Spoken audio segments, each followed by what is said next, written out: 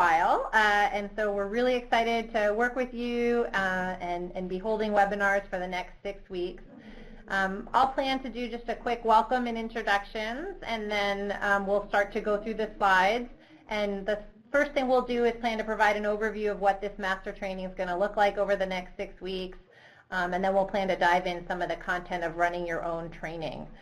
Today will be the first time we'll go through a webinar, and the structure will be fairly similar on each webinar, so Mark will go over that in a little more detail once we get started. I did want to let folks know I am going to be recording the webinar. That's because there are, first of all, some people who can't always join, and I want to make sure they have a chance to not only see the slides, but also hear the discussion and questions that come up for the group. And we will be sharing those and putting those on the website, so if for any reason you want to go back and listen to something, by all means, please do so. It is fine to ask questions throughout. You can use the chat function, or you can just say, excuse me, Leslie or Mark, I have a question. That's fine, and we'll also have some time for open questions at the end. If you are finding that there is some sound, or if you're in a room in your office where there's a lot of background noise, I'll just ask that you mute your line until it is that you do have a question, so we don't have a lot of background noise on the recording. Any questions before we get started? Leslie, excuse me, it's Pat, and I don't see a scroll button down for the slides. So we'll be advancing them. Oh, okay, thank you. Yeah, we're not letting you sneak ahead. That's what's happening. How did you know I went there? Yeah, I totally, because I know you by now. So the slides, in addition to us posting a recording of this webinar and all the other webinars on the website that you received access to, we'll also have a PDF of the slides there. These are really materials for you to use as you're planning your trainings and during trainings, whatever works for you. So we put those on the website as well if you want to take a look at them in between sessions. So why don't we start with going around the room, the phone, the virtual room, and introducing ourselves. I know folks know each other, but I just want a quick name, where you're joining us from in terms of what part of the state and which agency, and then just briefly what you're hoping to get out of this training. So Carolyn, why don't we start with you? I'm Carolyn Jones. I'm from PS3, Gainesville, Florida. And I just want to, learn more so I can share this program with other coaches, because I've really enjoyed working with this program. Great, thanks, Carolyn. Terry, how about you? Hi, Terry Henderson from Jacksonville. I am just hoping to complete the master training, as the previous caller said, to be able to share it with my coworkers and hopefully throughout the community. There's been a lot of interest in the Jacksonville area for this program, so I'm excited to move forward with it. Great, thanks, Terry. Lucy? Lucy, I'm from West Palm Beach, Florida, with the Mental Health Association of West Palm Beach. And we have a lot of elderly in our population, so just really hoping to be able to bring this to as many people as possible. Great, thanks. Erin? Hi, yeah, I'm also from the Mental Health Association in Palm Beach, and my main focus with the master training is I'm actually the internship coordinator, so I'm looking forward to being able to train all of our upcoming interns. And I also just finished writing a huge grant proposal so we can try and get some funding to really expand this service through our interns. So that's kind of the big purposes here. Great, thanks, Erin. Patrick? Hi, good afternoon, everybody. Pat Cavanaugh with Broward County Elderly and Veteran Services in Broward County. And currently,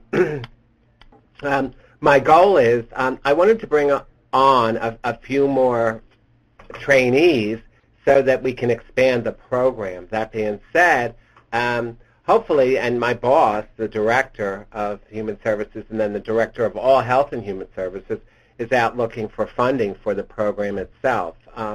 There's definitely a huge need, and it fills a great big void for a market, for a group of people, the segment of the population that's not being touched right now.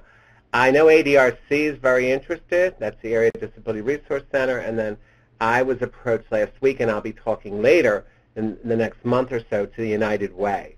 So that's pretty exciting and interesting, and the sooner the better. So, hopefully this be, kick it out the next few weeks, and away we go.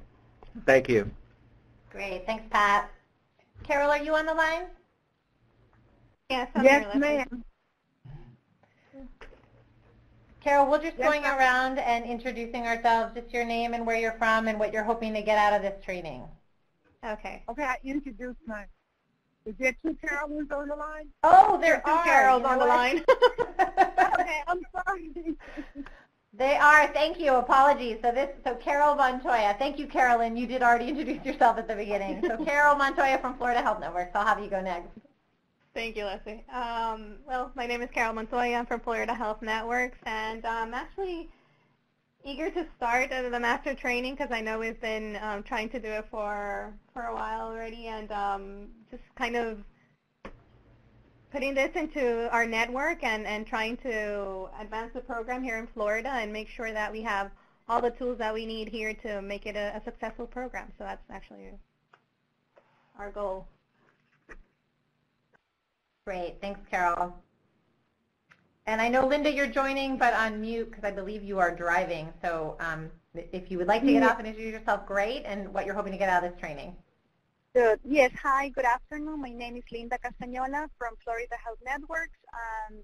Also, with my colleague Carol, we plan and we intend to do more trainings, and especially with the Spanish-speaking counselors, so we can deliver the program with the Hispanic community, because there is a huge need in Miami as well. Great. Thanks, Linda. Is there anybody I missed from the training side?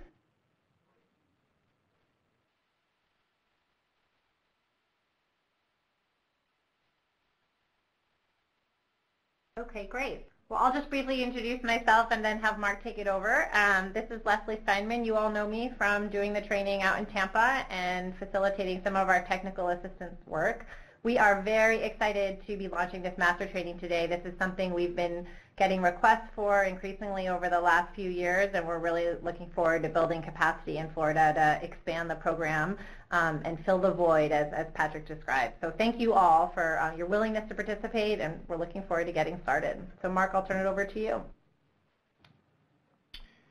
Thank you. Thank you. I'm Mark Snowden, and I work with Leslie out of the Health Promotion Research Center here around PEARLS research and dissemination and implementation efforts, and participate in the technical assistance calls that many of you have been on as well. I'm a geriatric psychiatrist with the Department of Psychiatry and Behavioral Sciences in the School of Medicine here, and have been supervising PEARLS counselors for, I think, going on 10 years or more now in the local Seattle-King County area. And like Leslie, I'm thrilled that we are at a point where we actually now have this up and running. I think we have recognized for many years that one of the obstacles and challenges for the spread of PEARLS across the country is training, and though we love living here in Seattle and it's a bright, sunny, cold day here right now and think it's a great place to come for training, it's very clear that not everybody that would like to do PEARLS can come to Seattle for the trainings that have been developed. And so we see this as a real I think, advantage towards making training more accessible, which should hopefully make the program more accessible to not only counselors but to clients that need it. So thank you for being our test subject, so to speak. We've spent some time thinking about how to do this best and how to deal with the webinar technology, and we think we've worked it out, but we are certainly going to be open to the feedback that you give us on how we can even do this better as we go along. I believe I do have the drive now for the slides, and so I will start us out.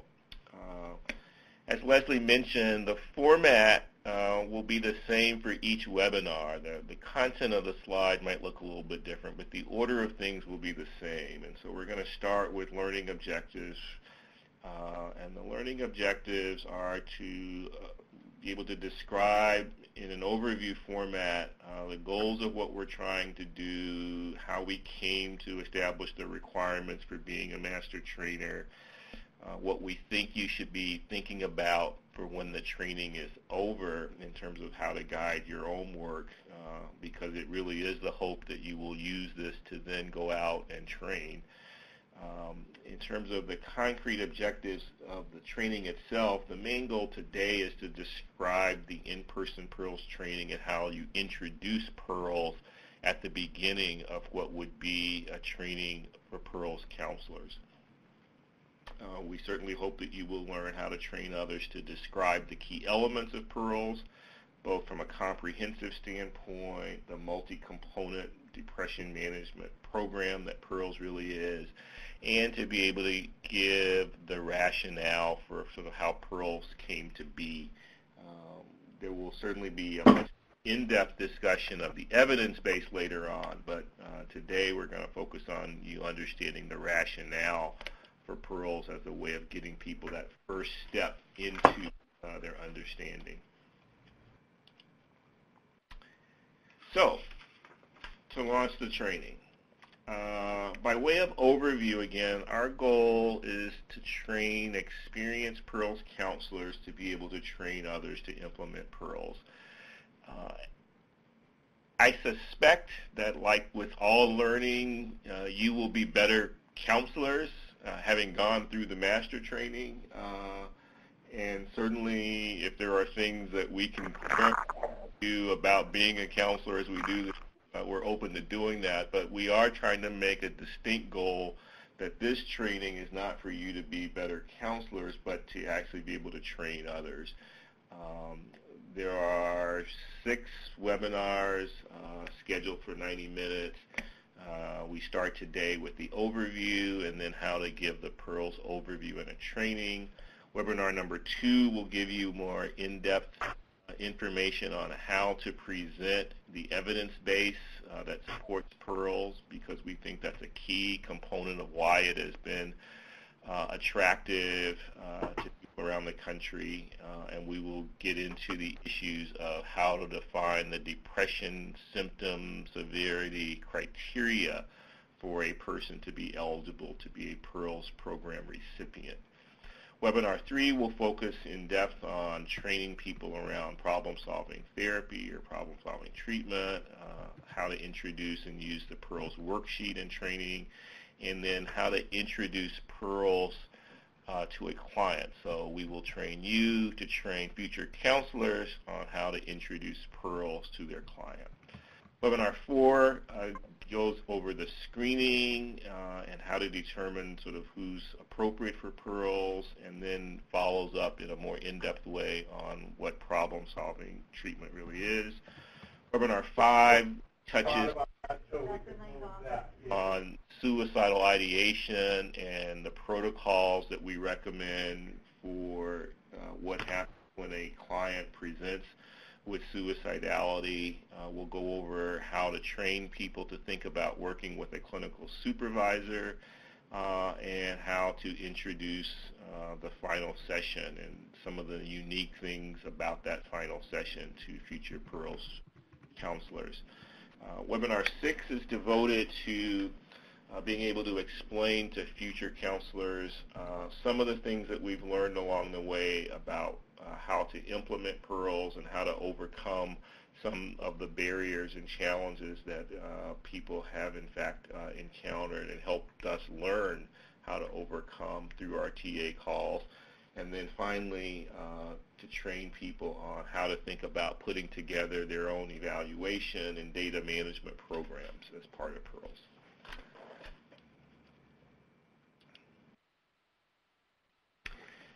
Each webinar will include learning objectives, which we've now covered for today. It'll give an overview of what that webinar will look like, which we've sort of covered for today. We've taken efforts to define adult learning principles that are important to remember. These may not necessarily be completely tied to the content of a given webinar, but we do think along the way that it is important for us to communicate what we have come to learn about what helps adults learn information, since that's essentially what you will be doing as trainers, is trying to help adults learn the information that you will be presenting. And so we'll go over some of those in each webinar. We'll have a review of the training topics. Because we have been involved with trainings on the in-person side for a while, we know a lot about the common or frequently asked questions that trainees have. And so we were actually going to use those as a way of, one, preparing you as a master trainer for the type of question that you will be getting, but it will also, to be honest, be the first pass that Leslie and I will have to understand, have we really communicated the information that we need to you? Because if you really are struggling with one of these FAQs, and it may be because we just haven't given you the information that you would know to answer those questions. So the FAQs really will serve a couple of different purposes, but just so you know, they do come from our experience of what are the frequently asked questions in PEARLS trainings. We certainly will have ample time, we believe, for Q&A, and as Leslie mentioned, you don't have to save all your questions to the end because we don't want you to at all be distracted because you've missed something or we weren't clear and 20 minutes goes by. You've sort of lost track of where we are. So certainly if things come up, use the chat box or just sort of interrupt one of us who is speaking. I'm perfectly fine with that since I don't tend to look at the chat box while I'm actually speaking. We've also incorporated the idea of teachbacks, and so at the conclusion of each of the webinar presentations, we will be asking you to demonstrate by way of a teachback or a demonstration how you would do something that we think you should have now learned to do. For those of you who might be getting anxious about that already, you should feel relieved that we're going to ask everybody. So we'll be fair. I think it's a good sort of way to get your toe in the water, and even though it may feel like we're putting you a little on the we think that the real life work that happens when you practice things in the actual PEARLS trainings has been invaluable, and this is our attempt to move what happens in a real PEARLS training where you practice stuff into this webinar format of the master training. So there will So be... Mark, excuse me, is that like the teach back? So for example, that would be like, could you just explain to us how you handle the problem list? Could you give us a few examples on how you work with the client, that kind of thing? It's really going to be more how you would teach something. So it might be, tell us how you would explain to a trainee in your training session how to use the problem list. So it wouldn't be how you would, but it's how would you explain to a trainee. So again, we're trying to get you in that mode where you are a trainer working with a group of people who want to become PEARLS counselors, and having you practice how you will teach them things, so to speak. Perfect. Okay, thank you. I get that now. Yeah. Sure. Okay. In terms of the requirements, again, our hope is that we can get everyone to attend at least 5 of the 6 planned webinars, and that's what we're sort of putting as the cutoff for people who will get the certificate that we'll talk about at the end. We really encourage people to be active participants.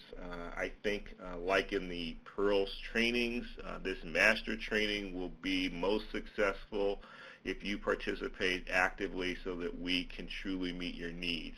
For all the best planning in the world, you will actually teach us what you need to know and how we can present the information best. So we want you to be active participants. We are going to give sort of homework assignments, and in part this is modeling what happens with PEARLS clients. We think that if homework is good for them, it might be good in this setting as well, since we are now spreading the trainings out over a fairly long period of time. And so there will be brief video clips or written materials that we would ask you to review. As I tell all the residents, I teach in the School of Medicine, and I supervise residents, and I teach them, and I give them homework and readings. And like I tell all of them, the readings and the homework are not so important that if you haven't done them, I want you to skip. We will certainly be able to cover what would have been in that homework, and so don't feel bad. We know that life happens and you might not be able to do everything. We've tried to keep it to a minimum, but it gives you a feel for what we're going to do in the next webinar, and it allows us to assume at least a common framework and baseline of information if you can look at the materials that we are giving. But certainly don't feel like you can't participate in the webinar because you didn't do the homework. We would much rather have you here and participating even if you didn't get to look at the material.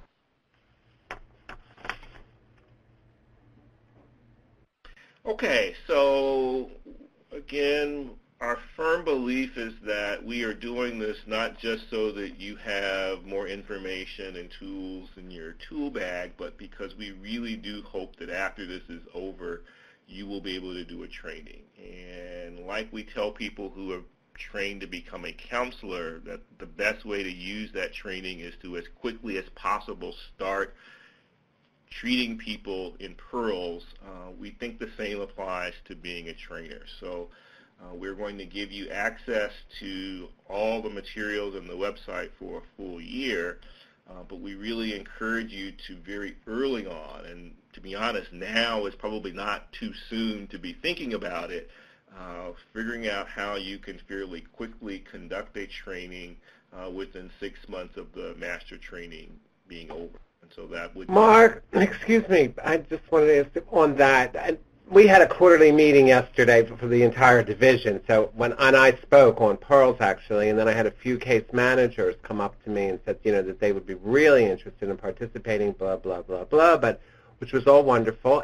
But my question is, I think it was when my director and I had a meeting down at the Florida Health Network, I said, can I have somebody follow me? I mean, I'd really like to take a few people, that have all the credentials under my wing, and they said absolutely not. Like even while we're training, does it make sense to pull people if they're really interested and want to participate to start to learn, or no?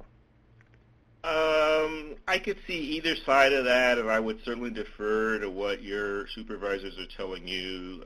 We certainly, in a training, I get requests for what I do clinically for people who want to come along, and I don't allow that. You have to be at a certain point to even watch what I do as a practicing physician, clinician. And so I get that if that's what you're being told in terms of having people join you to see what you do as a PEARLS counselor. Well, what it was it was fine with everybody here on our side. I thought that I think it was Linda. I'll comment on that. Yeah. I'll comment on that. It was because Patrick, from his agency, Patrick is the only person that was trained in PEARLS.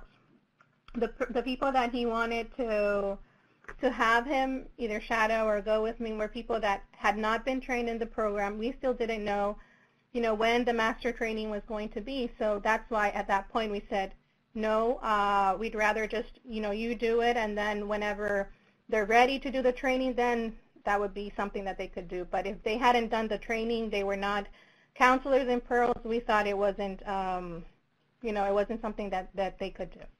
Sure, and I can respect that. That's essentially what I tell people who ask if they can shadow me to see what I do clinically, and they haven't had the requisite training the way medical students and residents have done.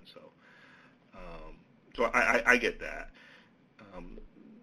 My sense is that to organize a training and to have it be efficient for your time, it does take some time and planning. And so again, I think you can begin to contemplate how are you going to provide a training? And I think once you do that, Patrick, from what I'm hearing, it sounds like then there are more options on what people who have had a training will be able to do in terms of learning more than people who just go to a training and have no access to the program afterwards. Right.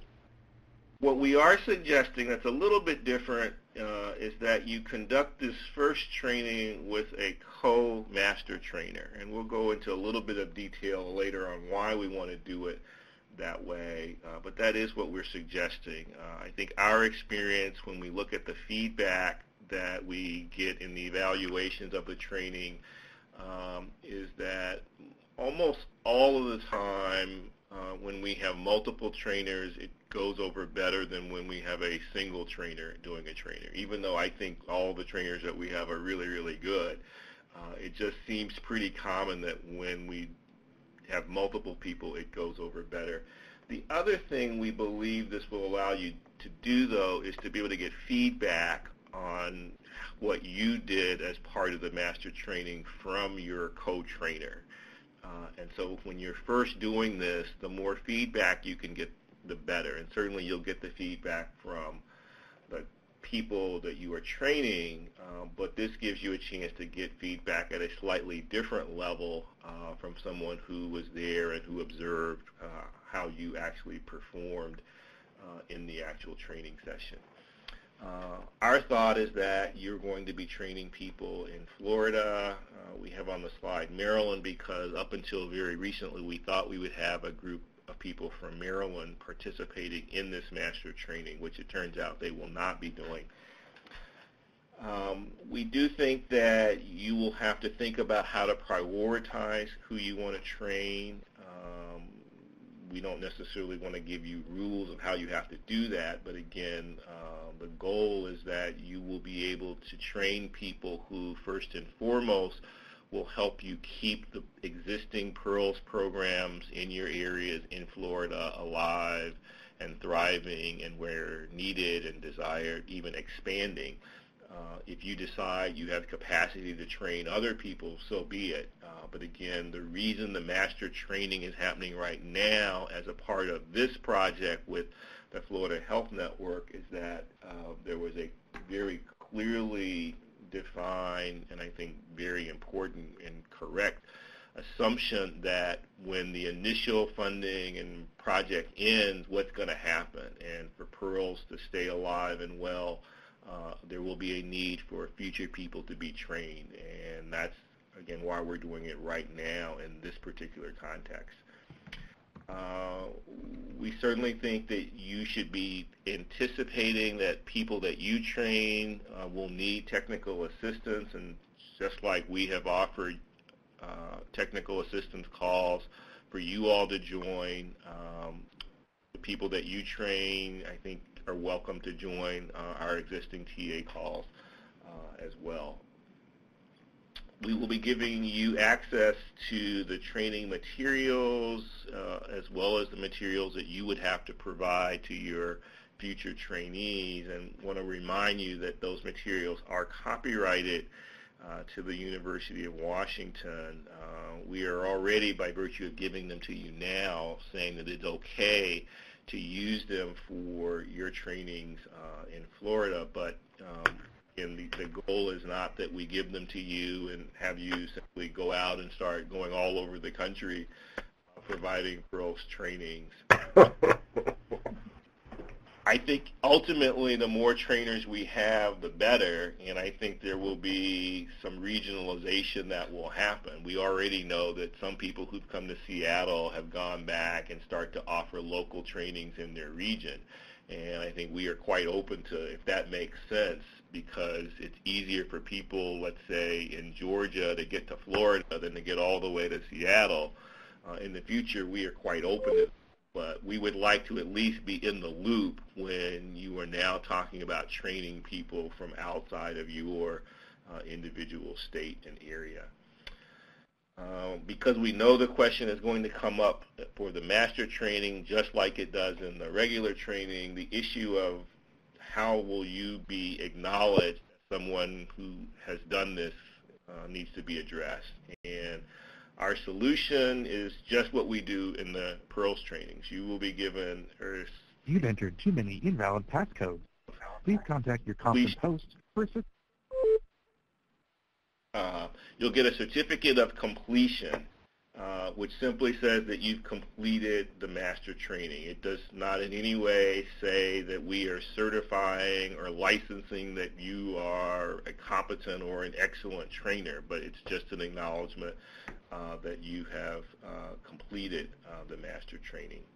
We were able to go through the procedures so that you will be able to get the 9 continuing education units upon completion of master training as well. So questions about that? I've covered a lot of stuff and go down enough to see if there are any questions before we forge ahead. Well, huge kudos and thank you, Mark, on the actual participation in the TA calls, and that's terrific. Will that not only be TA, but as well as the medical assistance from Dr. Olson? I can't speak to that, again, because the arrangement with Dr. Olson, again, is handled by the program. He's pretty terrific. He's pretty terrific, too, like you guys.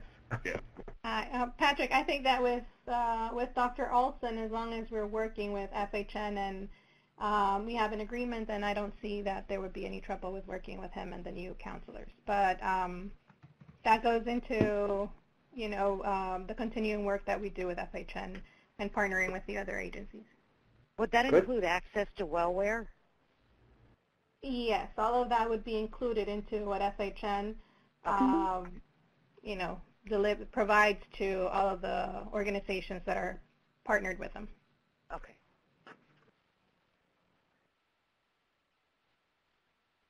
Okay. Any other questions? And Mark, the CEUs, would they be continuing education, of course, but do they come out of like the Florida Certification Board, or does it come out from Washington Certification Board? This is Leslie. It comes out of the NASW, the National Association for Social Works, from the Washington chapter. Oh, okay. Okay. Got it. Yeah. I'm just curious. Yeah, that's good. I mean, because I need CEUs. And to be clear, there are CEUs for you all participating in this master training. In terms of getting accreditation to offer CEUs for the people that participate in the trainings you offer, that's something we're still exploring how to best set up. Okay. Oh, good stuff. Thank you. Excellent. Okay. So the last part for me, in terms of the resources that you will have, as Leslie mentioned, we are doing these webinars and recording them. We have put together a master training manual that goes over what we think you need to be thinking about and the materials you should be organizing to do a training.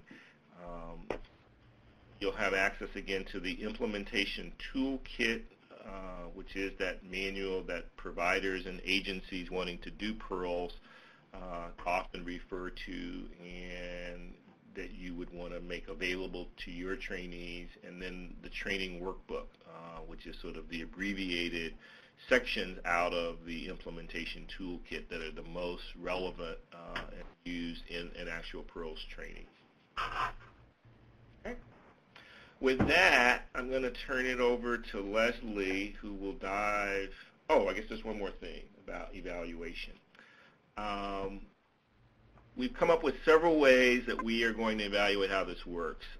As I mentioned, there are the FAQs. We have actually created knowledge assessment quizzes or questions that we will ask you to complete at some point after the webinar.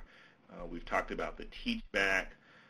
When the full master training is over, we will give you an evaluation to complete for how the whole master training was done. And we certainly will encourage you to do your own self-master training evaluation based on what you think you need to know or what was covered well. After it's over, as I mentioned, when you do your first training, we think it's very important to do it with a partner who will give you that co-master training evaluation of how you did. And then obviously we want everybody to have the trainees that you work with fill out their own PEARLS evaluation of your training. With that, I think I now am at the point where I turn it over to Leslie to go over actually how you do the first part of this in an actual training. Thanks, Mark. So on the next 15 slides, I'm going to review with folks what an in-person training entails and how you start out a training. So in each section throughout this master training and the webinars, we'll highlight where you can find more information. So the trainer notes are available on the website, the course website. Those are basically versions of the handouts that you received during the PEARLS training, but they have more notes that are geared towards you as a trainer. So feel free, as you develop your own way of training, feel free to add additional notes to those as you see fit. Those are your working document to use as a trainer. And then the master training manual you'll get at the end of the training, basically that just combines all of the materials you need for a training in one place. And it includes some information too about timing and scheduling of each session. So as Mark shared, at each of these webinars, we want to touch a little bit on principles of adult learning as you think about going forward and running your training. And so I want to touch on today tips for reaching adult learners and how the PEARLS training aligns with that. So first, materials should be immediately useful. As you know, the PEARLS training is designed for people to start doing PEARLS right after the training. And we welcome your feedback on any kind of other materials or supports could be available while you're training others so that they could really be set up to start the program after the training's completed. We want trainings to be relevant for people's lives. So throughout the training, you all now have been doing PEARLS for the past year, and you could really connect your experience to what people are learning. Also connecting the training to the different settings and the different populations that your participants will be working in. And these may vary from senior centers, retirement communities, ADRCs, you name it.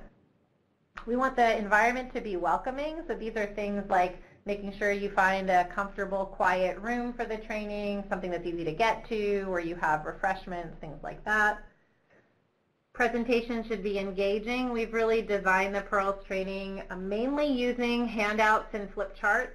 There's no slides, and there's a lot of interactivity built in around role plays and demonstrations and opportunities for questions and answers. And then really the training should be presented in a respectful manner. People bring a lot of diverse experiences to the PEARLS training.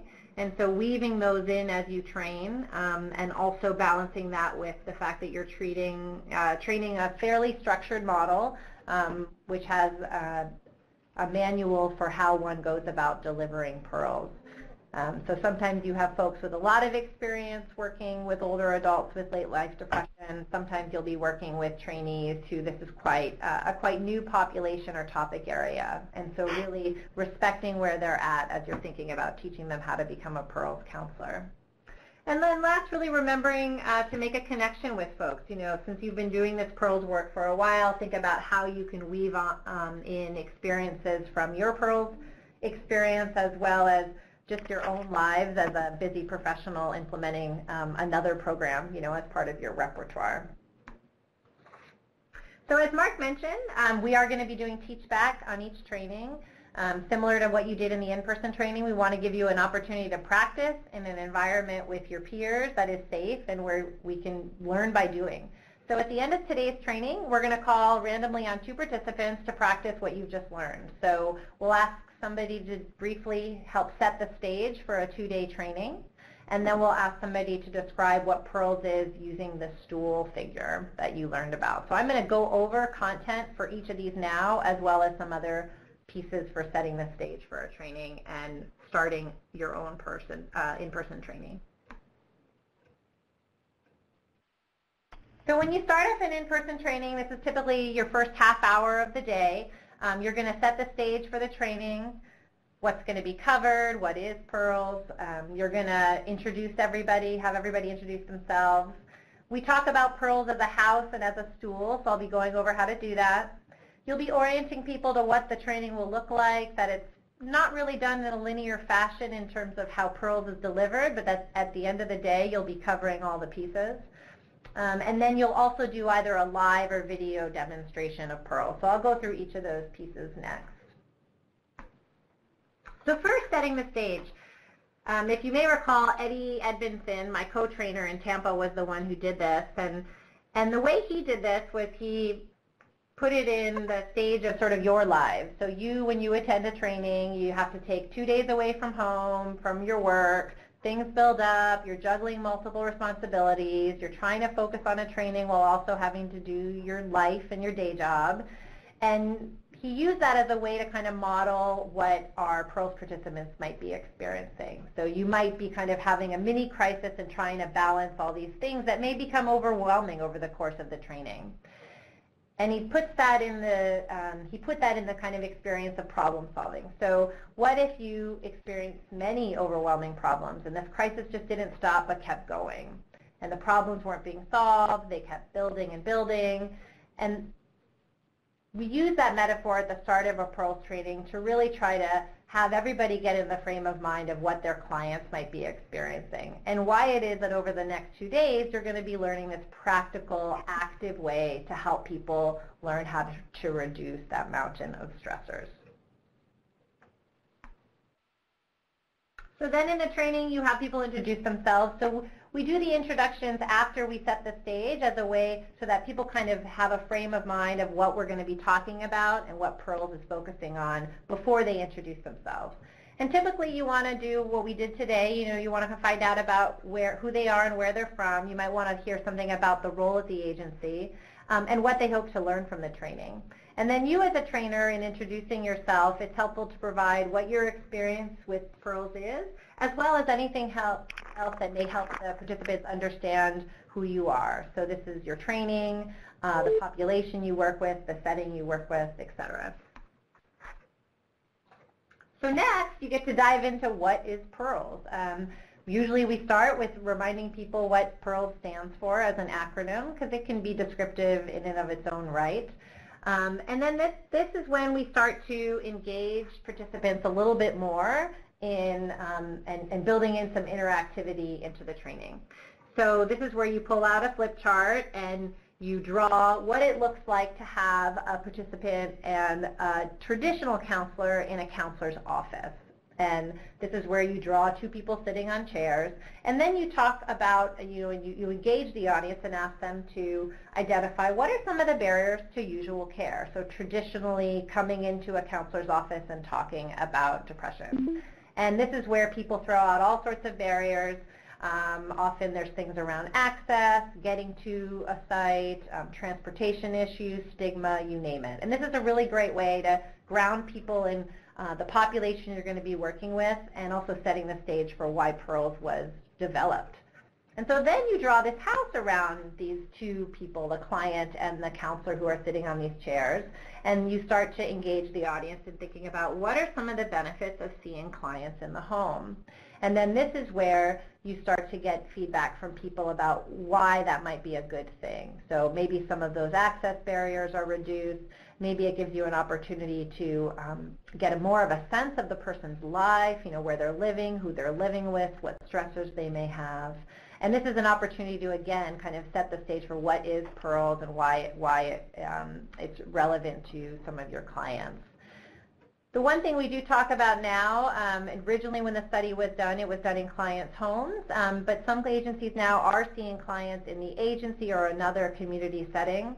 So we do mention that at this point, just so people are clear that if there's another setting that is accessible to people and does not become a barrier to treatment, then that's okay as well. And I will say that one of the videos that's available on the course website shows a trainer going through this exact piece that I just went through, this kind of drawing of the client and of the counselor and talking about the barriers and the benefits of seeing people in the home. So you can watch that to remind yourself about some of those details. So next we want to go over what is Pearls, and this is where we use we move from kind of the house metaphor to the graphic of a stool. And so when you're training, you actually draw a stool, and you don't have to be a great artist to do this. Most people can figure out eventually what the stool is. And this is where you want to talk about each of the legs of pearls. So leg one is problem-solving treatment, teaching the process of solving problems. You might be helping them relearn how to solve problems because they had that capacity, but maybe their lives have changed pretty dramatically. Leg two is what we call behavioral activation. So this is really helping bring in their experiences that protect them against depression. So planning physical activities and planning social activities to really help improve people's mood and energy. Leg three are pleasant events, so finding things that are enjoyable. Often when people are depressed, their world closes in and these activities are forgotten, and these two can help with improving how people feel and their energy to tackle problems.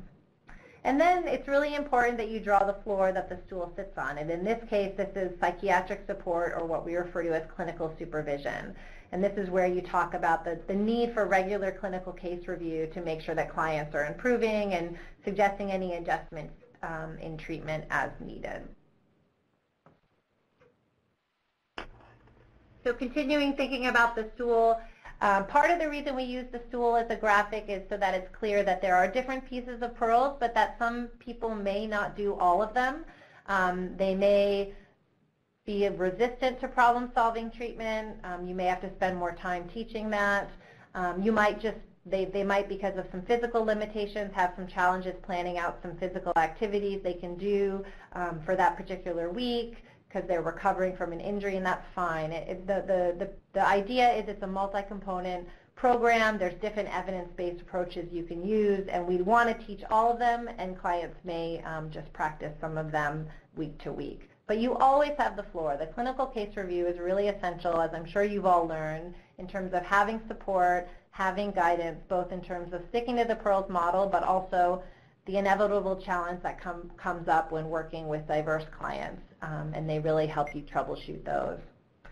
The other thing we want to mention when we're describing what PEARLS is and drawing this tool is that we do acknowledge that PEARLS is one way to treat depression. It's not the only way. There are other effective treatments out there, and it may not resonate with everything. And the other thing that comes up is that you do not have to throw out everything you learned. So this is your trainees. Some of your trainees might be experienced social workers, psychiatrists, psychologists. So they don't have to throw all that out in terms of their other tools when they're with their clients.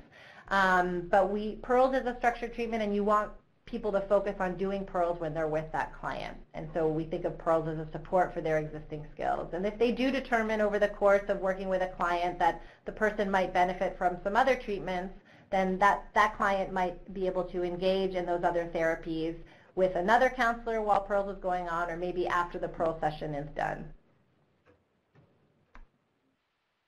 So before I go on, are there any questions about setting the stage for the PEARLS training and describing PEARLS in terms of the house and in terms of the stool?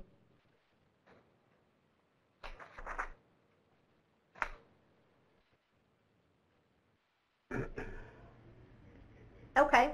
So at this point in the training, usually this is where you pull out, this is a handout that you may recall getting, this is where you pull out the flow chart of PEARLS. And you're not going to go into a ton of detail about the flow chart at this point. You're really just showing them that there's a flow to PEARLS, and that we're going to be covering this, each of these pieces over the course of the next 2-day training, but that this training won't be linear. So you're not going to start next talking about recruitment and then on the last day at the end talk about the follow-up calls. You really are going to start in the middle so that people have a chance to kind of sink their teeth into what PEARLS is, and then they'll learn about the different components over the course of the 2 days. In terms of your training materials, these are all materials that are similar to some of the materials you're using now for the master training, and all these materials will be available through the course website. So you'll have the toolkit, which is the very dense, implementation manual, how to do everything with PEARLS. It's got every form you need and very detailed explanations. That's available online too for folks who are attending your training. We have the training workbook, which you all received when you were trained, and this is the workbook you can print out for your training attendees. It's just a shorter version of the toolkit, but it's designed to have what you need to get started on Monday morning with doing PEARLS. The handouts are those pieces you'll use during the training. As you may recall, these are typically color-coded. This can be very helpful when you're just trying to quickly have people pull things out of their binder, grab the green form, grab the blue form. We found that it's a fairly easy way to learn. They don't have to flip through manuals. They can just quickly grab the handouts and then refer to them and use them as tools for implementing the program after the training. And then you next want to review the in-person training agenda and objectives with folks. So you're basically going to quickly go through with them, hey, this is what we're covering on day one. We're going to do this intro and demonstration. We'll talk about the evidence base and criteria for depression. We'll go through components of the program and an overview of the process. We'll dive a little deeper into the 7 steps of problem solving, and then we'll have several role plays. So we'll do a role play where you get to practice doing a middle session using the PEARLS worksheet. We'll then go into some more specifics of how one conducts the sessions. We'll do some troubleshooting around the difference between problems and goals and solutions. We'll do another role play where you can practice introducing PEARLS to a client and going through some of those initial forms, and then we'll wrap up and have an evaluation for day 1. On day 2, you'll review the first day and some questions and answers that might have come up and people have had a chance to reflect. We'll cover suicide and self-harm and clinical supervision, as well as conducting a final PEARLS session. We'll go into more detail about recruitment and screening.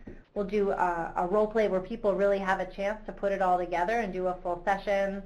Then at this point, we usually have opportunities for questions and answers and a fishbowl practice where 2 brave volunteers go in the center of the room and practice what they're learning, and then people can discuss and give feedback during and throughout.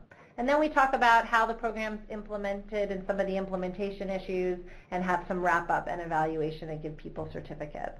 So this is a general schematic. You'll have all these materials in terms of what the agenda will look like. As you may recall from our own training, at times you might need to shift things a little bit. If people are needing more opportunity for practice, you might consider putting in another role play. If people have a lot of questions about screening that are coming up while they're thinking about the first session, you might address some of those then. But this is just a general outline that we've found has worked really effectively. The other thing that's important for your training attendees to know are what are their learning objectives. You can provide this information at this point in the training, but also you can provide this information in writing when you're engaging people to participate in the training. And so after completing the 2-day training, participants will be able to identify depression using scientifically validated instruments, effectively assess depressed individuals and recommend steps to improve their mental health and overall quality of life, recognize the psychosocial needs and stressors particular to older adults who have depression, and describe key elements of this comprehensive multi-component depression management program. To continue, your participants will be able to describe the evidence base that supports the effectiveness of PEARLS. They'll be able to demonstrate lots of practical skills, including problem-solving treatment, behavioral activation, and pleasant event scheduling that have been shown to effectively treat depression in community-dwelling individuals. They'll be able to discuss what key elements and personnel are required to effectively implement PEARLS in their communities. And then they'll also be able to discuss some cultural factors that may affect treatment for depression and explore some cross-cultural communication issues in using the program. So the last piece you're doing that, when you start out a PEARLS training is you spend about kind of a half hour or so setting the stage, talking about what PEARLS is, reviewing the objectives and the agenda for the next 2 days. And then this is when you demonstrate what PEARLS is. We found that pretty early on, showing people what it looks like provides a really great opportunity to understand what it is, but also raise some questions about what you're going to be learning over the next few days. So typically this is done as a live demo, so one of you as the trainer is the PEARLS counselor and the other is the PEARLS participant. You also could use a video demonstration if for some reason there were more trainers or you had to have one trainer for this first morning. Again, to stress Mark's point, we really do want you to be working with other trainers when you start training. We think it's a great opportunity for your learning, but also we've just found that it just works better. Having a few different training styles and having 2 people to really be able to address people's questions and concerns throughout the 2 days, we just get better feedback from participants from that. When you do the demo, you do have a middle PEARLS session. We find if you start with the beginning, there's so much explaining what PEARLS is and getting through forms that it doesn't kind of give a real just jump in what is PEARLS. So we'll want you to demonstrate a middle purl session. It's fine when if you're the one playing the participant to be a little bit challenging, but don't be so challenging that the counselor has to spend all of their time kind of addressing that. I think we want it to be realistic, but we want it to be something pretty straightforward so that your trainees can get an understanding of what purls is. And after you do the demo, you're going to do the demo without any questions during. And then after, you want to talk to your trainees about, what did they notice? What did they notice about the interaction between the counselor and between the participant? What did they notice about the intervention in itself?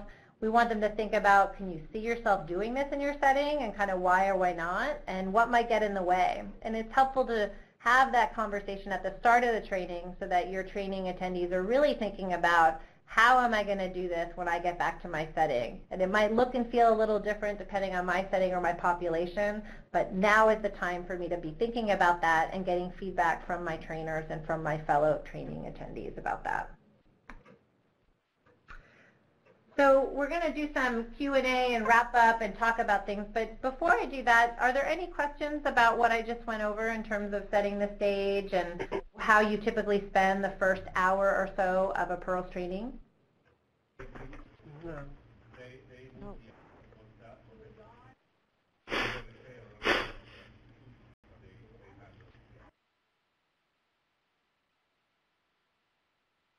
Okay.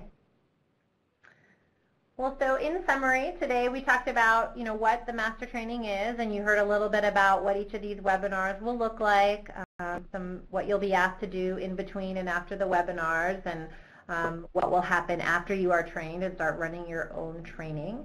We learned a little bit about a PEARLS in-person training and what that looks like and how you start out that training. So providing both an overview of what PEARLS is and then a little bit about the PEARLS process.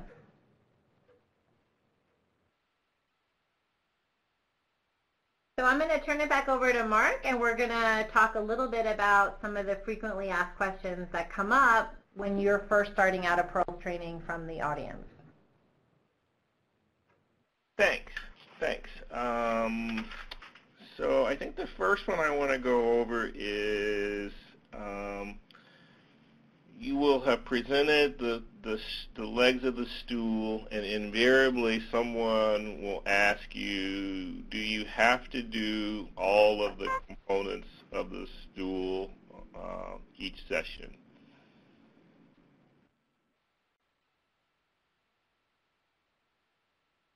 And the question for you is, what do you say when that question will come up? And trust me, it will come up.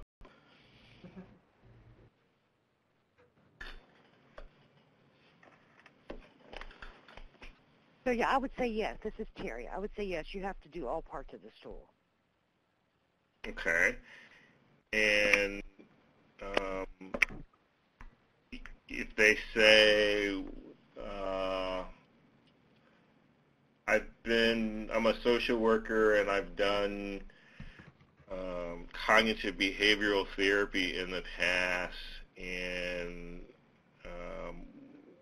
I find that some clients get stuck on that, and I'm always struggling with what to do, but as a CBT therapist, there are not a lot of options. Does PEARLS, by virtue of its tools, give me other alternatives, or am I going to have to discharge the person because they can't do PST?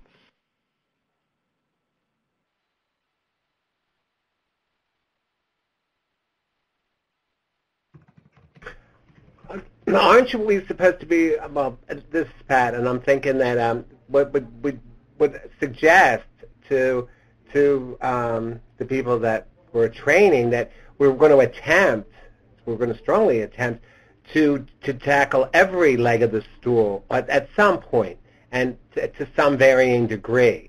And this is a strong suggestion, the kind of suggestion that you'd make to somebody with a parachute, to pull the ripcord. So that being said, then you want to be able to address it and give them something concrete to explain that. If the behavioral activation is a real hurdle because of mobility problems, the physical piece, or even the social, maybe it's had agoraphobic or whatever, there's other forms of socialization and communication, and some of them need to be explored. Is that person computer savvy? Do they go on to the social network? Do they correspond? Do they write letters? Do they write cards? I mean, so I think that you don't want to dismiss any of the steps, and I think that you have to kind of persevere. You may not tackle it in session 2, 3, but you may turn around and try and revisit it on step 4. Right. Session 4. That's great. So I think between both of your answers, you've got exactly what we think the response should be. The goal is to cover each of the stools in each session, but the best laid plans don't often work out all the time. We need people to be flexible, and one of the, we think, key advantages of Pearls is that it is, in fact, multifaceted. And so if on a given day, for very good reasons, it's very clear that you need to focus in one area more than the other, you have the freedom to do that. And similarly, if a client over time is really struggling in one area but making great strides in one of the other legs of the stool, then it's fine to go with where they seem to want to be and meet them where they are and to have them succeed. So I think both answers are right. The goal is to try to cover all the legs of the stool, but it's flexible enough, and by being multifaceted, you have other options. So great.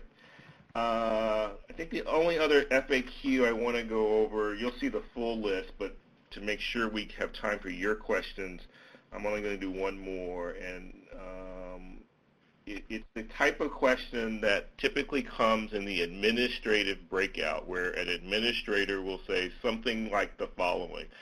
I know a lot about clinic-based programs, and it seems that one of the big disadvantages of Pearls is that it's a home-based program, and what that means is that people will be spending time traveling, and that the number of clients that they will be able to treat will be much smaller than if, in fact, we did this out of a clinic office. And so the FAQ for you is, what are the advantages of Pearls being a home-based program? Hi, this is Erin.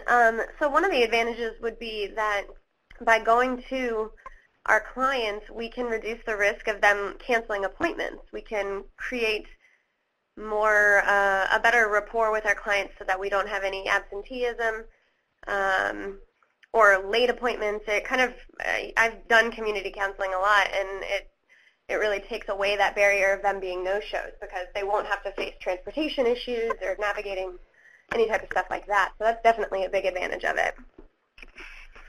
Hi, this is Lucy, and I was going to say I think another really big advantage of us going into the homes is that we learn so much more when we're in the client's, when we enter into their domains.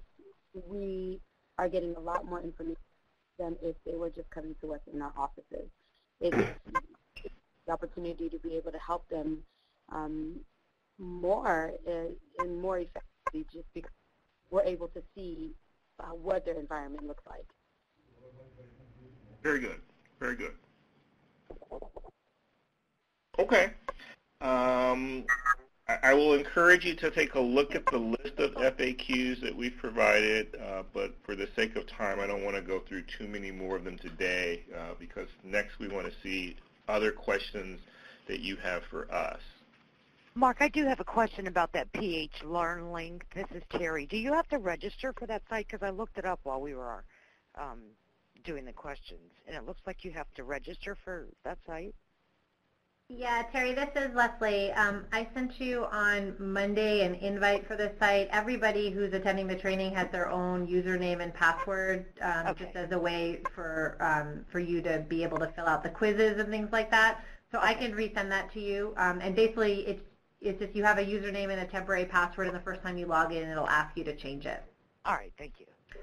Yeah, and please let me know if questions come up. The idea of the website is really to be a tool to help you. It's a place where all the materials that we're going to be discussing are all saved, and it'll be active after the training so that it's where you can go and watch videos and listen to any of these webinars again and pull handouts and things like that. Okay, thank you.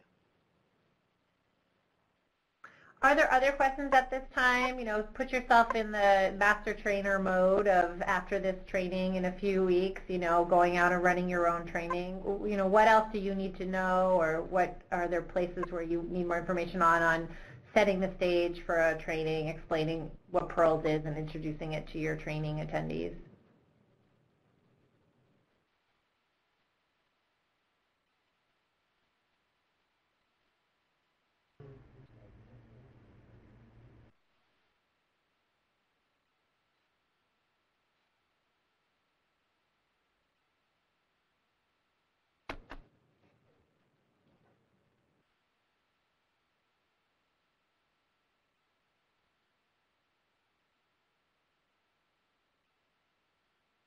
All right, well, hearing none, I think it's a good segue to give you guys a chance to practice some of what you've been learning.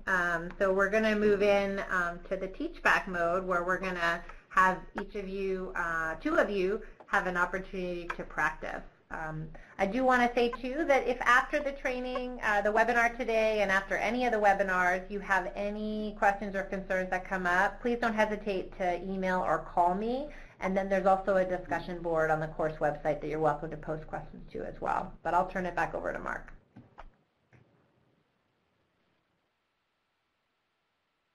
Okay, so for the teach back, why don't we start, and I'm going to just again randomly pick with Patrick. Yes, sir. And Patrick, what I would like for you to do is to take a couple minutes to gather your thoughts, and I'm going to go to the next person so they can be doing the same thing. But how about we have you give us sort of a quick rundown on how you would give the setting the stage for what Pearls is and what people are to encounter over the 2 days that you're going to do the training. So question one, essentially, that's on the slide now. Okay, so why don't you spend some time right now gathering your thoughts, and while he's doing that, how about if we line up, let's say,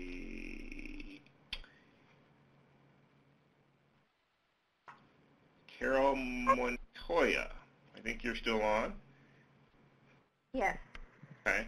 And so how about we have you begin to think about question 2 there, which is how you describe Pearls using that sort of stool and what each of the legs of the stool represents, and all the components that go into that sort of figure that you're going to be asked to draw for them. Okay. Okay.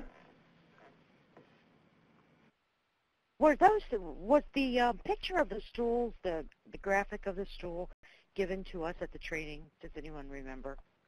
There was a video. Yeah, Terry, thanks for the question. So it was something that that Eddie just drew on a flip chart while we were training. And if you look on the course website, I'm going to send you the link actually right now while Carol and Patrick are prepping. But you can watch a video where you can watch him go through that. Okay, perfect. Thank you. No sweat. If he would have called on me, I would have declined. I cannot remember that, and I don't have a graphic for it. Okay. Well, and I will say it's always an opportunity, you know, to be a little self-deprecating about your artistic skills, unless you are actually quite artistic. But in general, you can get the point across with with the stool drawing. We tried to make it not so complicated of a metaphor that it would be hard to draw. Right. And for the purpose of today's webinar, we certainly won't be able to see Carol's artistic skills, but the real goal is to have her explain what she would say about the legs of the stool if she were doing the training and had a very nicely drawn figure already on the flip chart for her. That's a good thing you won't be able to see the artistic. Okay.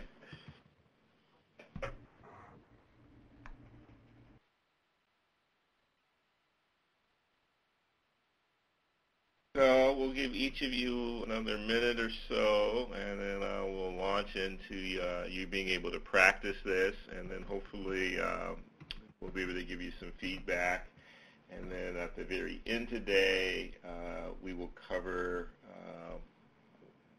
thoughts for preparing for the next webinar, webinar number 2.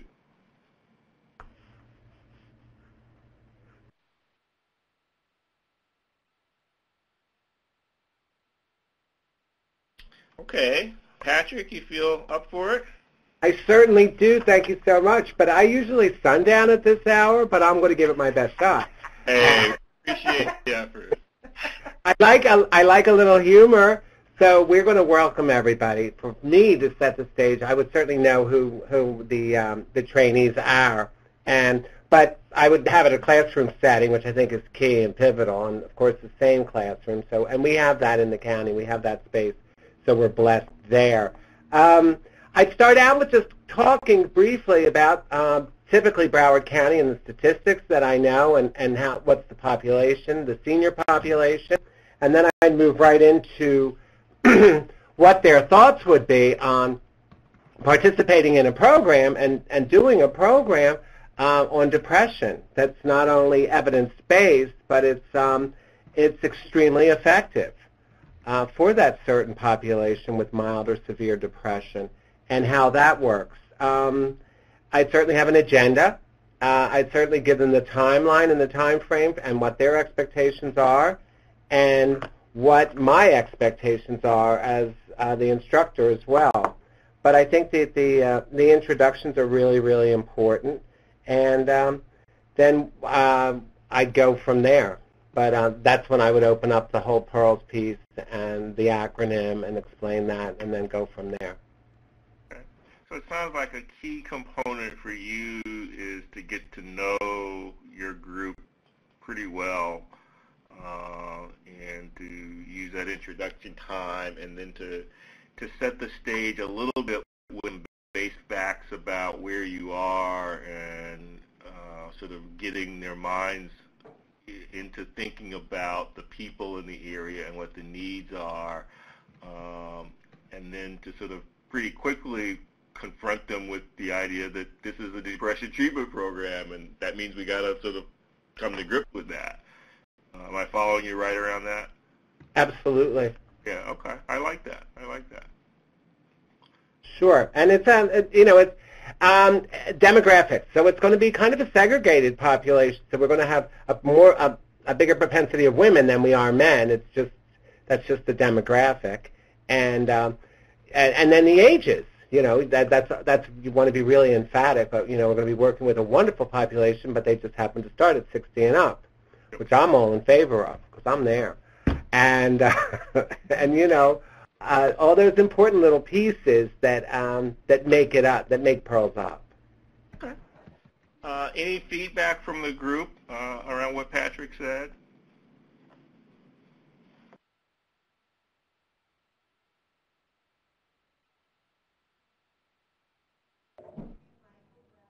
Okay. I think what you said will work fine, Patrick. You'll see that one of the FAQs that we didn't cover has to do with, can PEARLS be offered to people who are below the age of 60, and so you'll need to think about that too. But certainly, given the agency where you work and the program that you're running, you're dealing with an older group, and I sort of like the fact that you're emphasizing knowing your audience and having people be relaxed by being able to sort of be right there with them and to use humor, but to pretty quickly move into what this really is about, because there is a tendency at times to want to avoid talking about depression and treatment for depression, and we know that stigma is out there, but at a certain point in time, I think it is helpful to sort of put people face-to-face with what we're actually dealing with here. Okay. Absolutely. Yeah. Thank you. So, Carol. Okay. Carrie. Hello. This is Carolyn Jones. I deal with the rural area, and the area that I do deal with is when you start talking about depression, they don't want to participate in the program. And so I've been using are you overwhelmed, words like that. But when you start talking about depression, they don't want to participate. Yeah, I think that's a very good point to come up. I think the key difference, though, of what Patrick is doing is he's talking about how he's setting the stage with both counselors, not the actual client. I think you're absolutely right. When it goes, how do we set the stage for the client, you do have to think about stigma and the words we use, but I think when we're talking about working with counselors and teaching them about what we're going to teach, I think it's fair to talk about depression pretty early on. Yeah. Okay. So Carol Montoya, you want to go over how you would explain the legs of the stool? Yes. So we did the introduction already, and we went through that. So now let's talk a little bit about pearls. And let's think about pearls in the program as a three-legged stool. And each leg would be basically one of the basic pillars of the program. So let's talk about the first leg.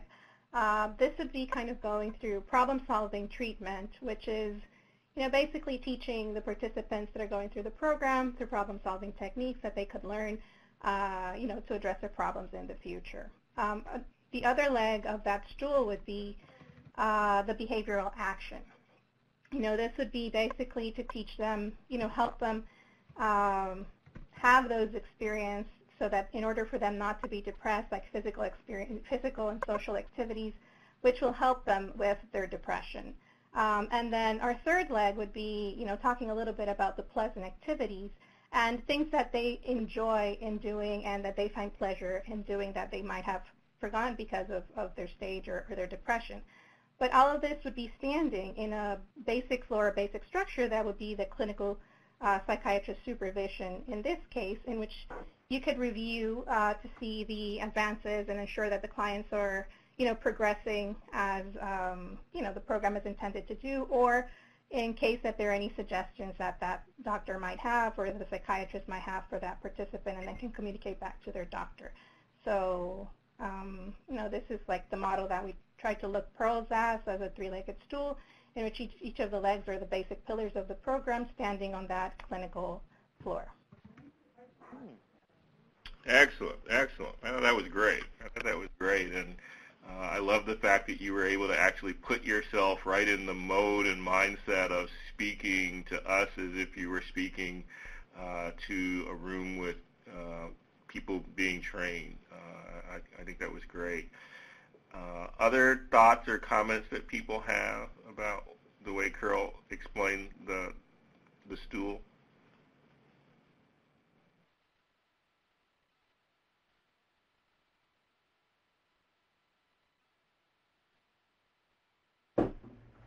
Okay.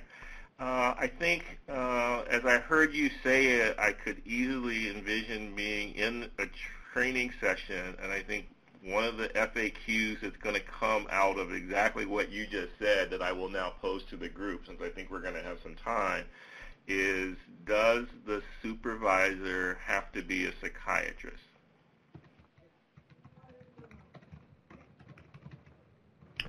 Does the supervisor have to be a psychiatrist? Because I think Carol just presented it just as we present it in terms of the floor is the supervision, and we recommend that you have a clinical psychiatrist, but I can't ever recall us doing a training where at least once, if not multiple times, the question about does the supervisor have to be a psychiatrist come up. And I think it comes up because people from community-based agencies that are often outside of the healthcare system don't have ready access to a psychiatrist and are wondering, is that so important that I've got to do it, or does it mean I can't do pearls if I can't get a psychiatrist, or what do we do about that issue?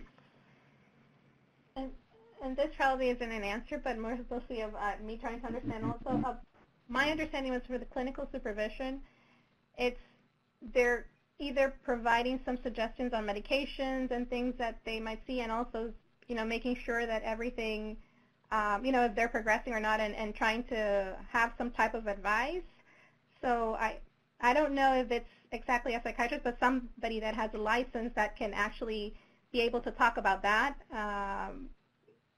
that's probably what I would think. I would say yes, a psychiatrist, but I don't know if somebody else in here in the system, you know, as being a psychologist, would have the license to provide medication, and if they would be somebody that could do that clinical supervision as well. So good. One of the first things that I do whenever I get that question asked is to first explain what it is that the supervisor does. And since I am, in fact, a clinical supervisor, it's pretty easy for me to do, and you are exactly right. One of the main roles of the clinical supervisor is to figure out at what point is a person not progressing as much as we would like, and therefore we need to be thinking about medications as an augmentation or in addition to the legs of the stool that you all are working with as counselors with the client. Psychiatrists can do that, but I think an answer would be there are other people who are sort of credentialed to make decisions about medications, and so there are probably more psychiatric nurse practitioners maybe than psychiatrists, and so it may be that a psychiatric nurse practitioner can be used as a clinical supervisor for covering that particular issue and communicating with a person's physician about the use of medications. I think you could make the same argument about that person being there to help the counselor understand medical problems or medications that the person might be taking that are impacting their depression and their ability to respond to the treatment. A psychiatric nurse practitioner may be able to do that as well. To the extent, what is the, for the fidelity, what is the criteria for it to remain evidence-based? What I would say is that the requirement baseline is supervision. Okay. And again, how you piece together the supervision, I think we can be somewhat flexible about it. So we certainly know of instances where programs don't have great access to a psychiatrist, and so they have a psychiatric nurse practitioner that handles the medications and the medical aspects, and then they find an additional supervisor, often a social worker or a psychologist, someone who really does understand therapy, in particular PST, so that if what the counselor really needs is not a question about medications, but I'm having difficulty having this person engage and do problem-solving treatment, and I need a supervisor to help me figure out how to do that better. That's something that a psychiatric nurse practitioner might not be able to do, but you could get a different type of supervisor, again, a social worker, a psychologist, a therapist, who's prepared to supervise sort of the PST behavioral activation aspects of the treatment program. And so I think that's an option for doing it where you can combine supervision so that you have the basics of a supervision plan in place. Thank you.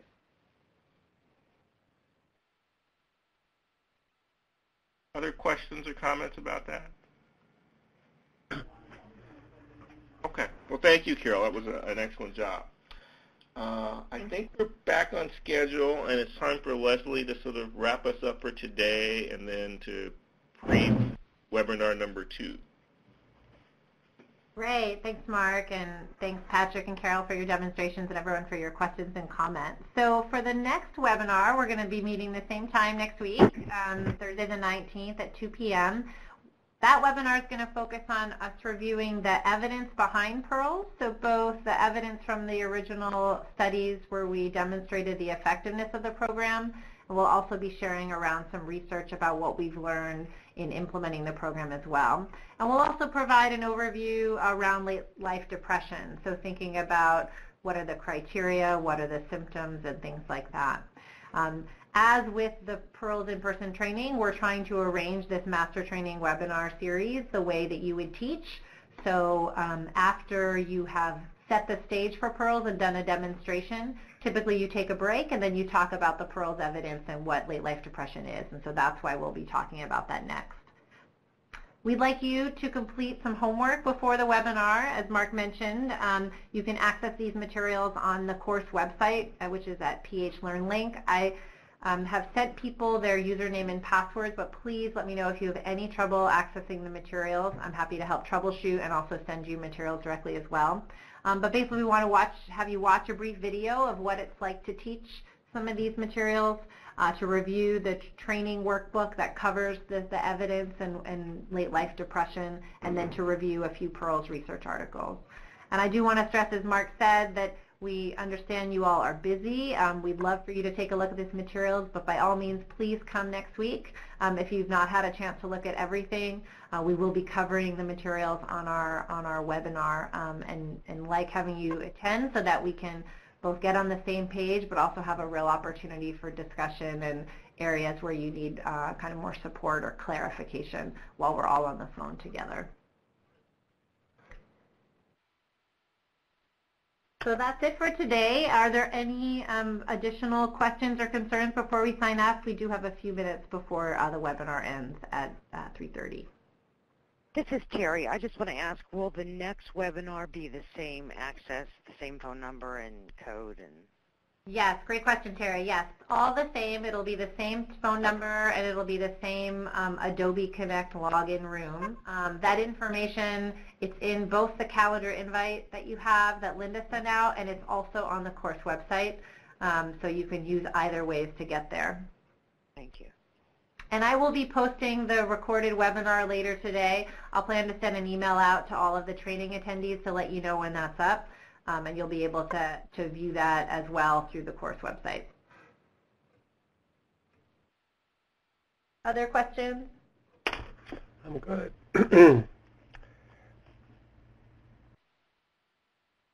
Alrighty. Well, thank you everybody again. This has been a great kickoff. I'm looking forward to learning from you in future Thursdays. Take care. Thank you so much, Leslie. Thank you, Mark. Thank you.